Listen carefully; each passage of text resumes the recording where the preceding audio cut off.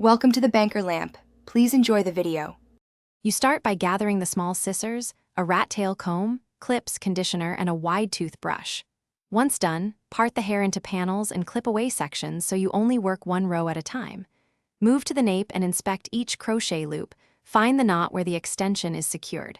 Carefully lift the loop with your comb to expose the knot. Make one deliberate cut or open the knot. Do this slowly so you don't snip your natural hair. Once the first row is free, continue systematically. Cut or open each loop at the knot and gently pull the extension out. Support the underlying braid to avoid tension.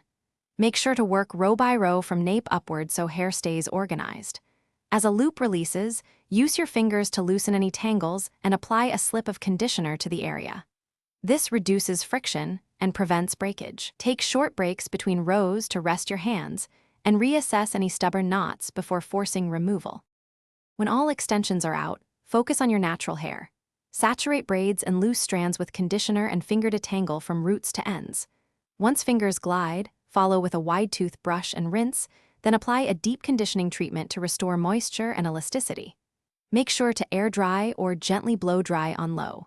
If you encounter severe matting or fragile strands, saturate with conditioner and gently tease apart with fingers.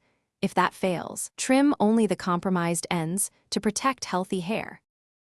Thanks for watching. If this was helpful, leave a like and consider subscribing. See you next time.